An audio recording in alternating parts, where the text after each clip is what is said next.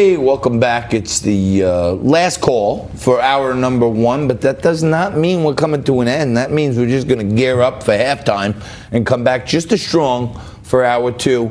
We're coming to you live as we do every day on Liquid Lunch, noon to 2 Eastern, from Newsmax headquarters here at the Question Tequila Studios.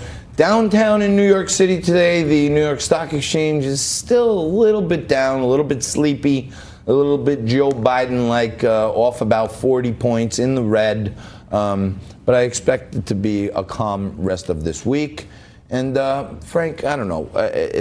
This Joe Imperatrice is such an impressive guy. And he's the founder of Blue Lives Matter. He served the NYPD as a sergeant for years. Serves as a sergeant now. And we need more people like that, in our audience. And, reach out to these organizations, because he pointed out something so important. The silent majority, they work.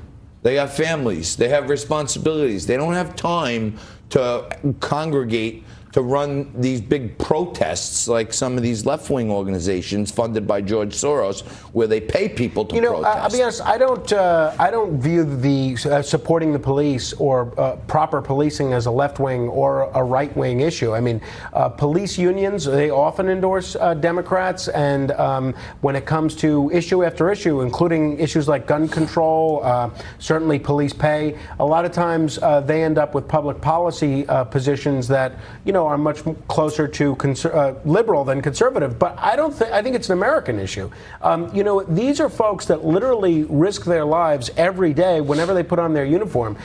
Joe talked about the formation of Blue Lives Matter. It was done in the aftermath of the assassination of two cops, not who were in the middle of arresting someone, but two police officers that were targeted for no other reason than because they were police officers. That is just as much of a hate crime as somebody that's targeted because they're black or because they're Jewish. Now, what you saw this weekend in Bed-Stuy, Brooklyn, these officers injured with people throwing things at them, they were being targeted just because they're police. So I don't think you have to be conservative to support the police. We should get Pat Lynch on here. Pat Lynch is the head of the PBA, the Patrolmen's Benevolent Association, which is a great union for the NYPD first responders here in New York. But you know what kind of gets me? The NYPD supported Bill DeBlasio when he ran for mayor. They backed him. And you have other cities where the law enforcement unions back these progressive mayors. And really what happens is these mayors get into office and they do all they can to work against the NYPD, or at least their local police officers' unions and the members of those unions.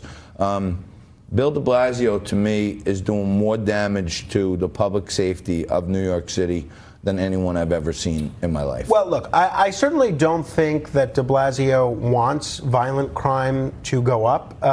However, you'd be hard-pressed to point to the areas in which he's been a big booster of his police officers and of his cops. I mean, now that he's embarking on this quixotic presidential campaign, his idea of discussing policing matters is to talk about why he has to warn his son when he interacts with police. The son happens to be half black. I think Bill de Blasio is an absentee mayor, and is really, if you look at where New York is compared to where we were when he became mayor, when it comes to homelessness, when it comes to the morale in the police department, when it comes to public housing, I think other than maybe universal pre-K, you'd be hard-pressed to point to an area now where New York's better off than when he took over. Yeah, well, universal pre-K, I mean, you can't rest on your laurels forever. That was like years ago, and he had to get into a whole spat with the governor and everything else. But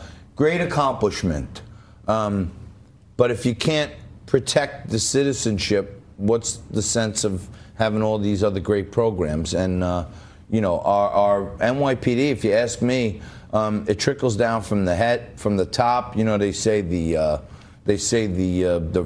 fish rots from the head, and when people in the streets see their own mayor not supporting the cops, it kind of lets people think that it's okay for them to disrespect cops. Well, and I think, in all candor, that there's a very real possibility that the NYPD, and actually it's not just limited to New York, but the suicide epidemic we're seeing among police officers around the country could be linked to the alienation that police officers are feeling. Yeah, and their quality of life is definitely depleting. Liquid Lunch, hour 2, coming up right after this.